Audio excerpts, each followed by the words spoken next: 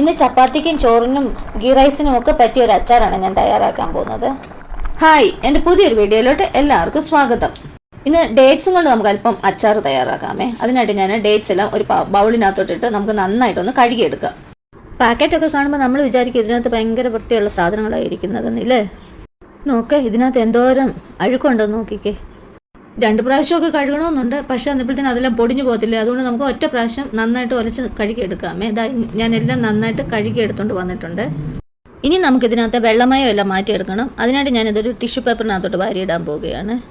അതിൻ്റെ ശേഷം നമുക്കിതിൻ്റെ മുകളിൽ കൂടെ ഒരു ടിഷ്യൂ പേപ്പർ ഇട്ട് വെള്ളം ഇങ്ങനെ ഒപ്പിയെടുക്കാമേ. എന്നിട്ടും പോയില്ല എന്നുണ്ടെങ്കിൽ കുറച്ച് കയ്യിലൊക്കെ വെച്ച് എന്ത് കാണിച്ചാലും വേണ്ടില്ല, ഇതിനകത്ത് വെള്ളം പോയി കിട്ടണമെന്നേ ഉള്ളൂ.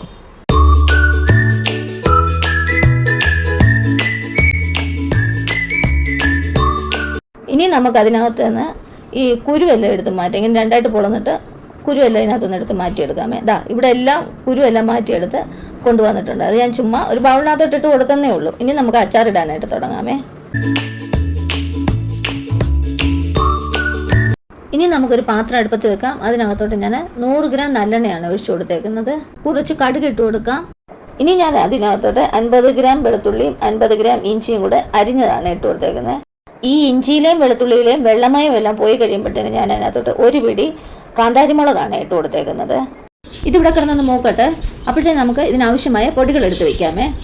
1/2 ടീസ്പൂൺ മഞ്ഞൾപ്പൊടി, 2 തവിയാണ് എടുത്തേക്കുന്നത്, 2 തവി മുളക് പൊടി, 1/4 ടീസ്പൂണ് ഉലുവ വറുത്ത് പൊടിച്ചതാണ് എടുത്തേക്കുന്നത്. അതിന് സൈഡിലോട്ട് മാറ്റി വയ്ക്കുക. ഇനി നമുക്കിതിനാവശ്യമായ ഉപ്പിട്ട് കൊടുക്കാം. ഇത് ഗോൾഡൻ കളർ ആകുമ്പോഴാണ് നമ്മൾ അതിനകത്തോട്ട് ഉപ്പും കരിയാപ്പില എല്ലാം കൂടെ ഇട്ട് കൊടുക്കേണ്ടത്. നന്നായി മൂത്ത് വന്നിട്ടുണ്ട്.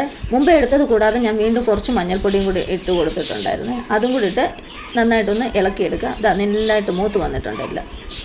ഇനി നമ്മൾ ആ മുമ്പേ എടുത്ത് വെച്ച പൊടികളില്ല, അതങ്ങോട്ട് ഇട്ട് കൊടുക്കാമേ. എന്നിട്ട് ഈ എണ്ണയ്ക്കകത്ത് നന്നായിട്ട് മൂപ്പിച്ചെടുക്കാം.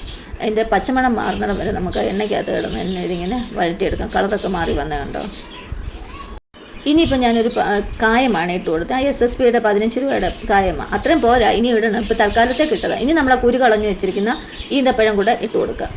ഈ മസാലകൾ ഈ ഈന്തപ്പഴത്തെ പറ്റത്തക്ക രീതിയിൽ നന്നായിട്ട് ഇത് മിക്സ് ചെയ്യുക. അതിനുശേഷം ഞാൻ ഇട്ട് കൊടുത്തേക്കുന്നത് കറുത്ത മുന്തിരിയ, അതും കൂടെ ഇട്ട് അതിനകത്ത് കൊടുത്ത് ഇതെല്ലാം കൂടെ നന്നായി മിക്സ് ചെയ്തെടുക്കാമേ. ഇനി നമുക്ക് ചാറിനാവശ്യമായി വിനാഗിരിയാണ് ഞാനിപ്പോൾ ഒഴിച്ചു കൊടുത്തേക്കുന്ന 1 ഗ്ലാസ്. അതേ സെയിം ഗ്ലാസ്സിന് തന്നെ ഞാൻ തിളപ്പിച്ച വെള്ളം കൂടെ ഒഴിച്ചു കൊടുത്തിട്ടുണ്ട്. ഇനി രണ്ടും കൂടെ വീണ്ടും മിക്സ് ചെയ്യുക. വിനാഗിരിയും വെള്ളവും ഈ മുളക് പൊടിയും എല്ലാം കൂടെ നന്നായിട്ട് മിക്സ് ചെയ്തെടുക്കാമേ.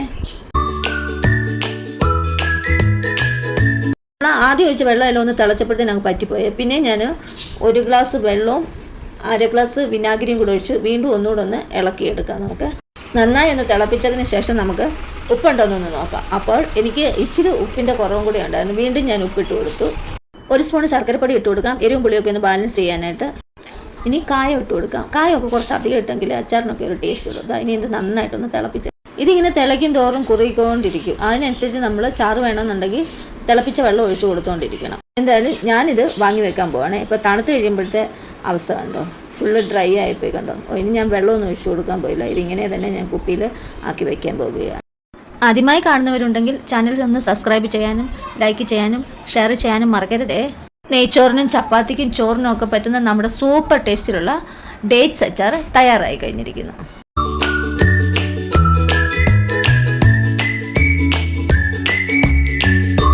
എല്ലാവരും ഒന്ന് തയ്യാറാക്കി നോക്കി അഭിപ്രായങ്ങളൊക്കെ പറയണേ. അപ്പോൾ പുതിയൊരു വീഡിയോയുമായി വീണ്ടും കാണുന്നത് വരെ ബൈ.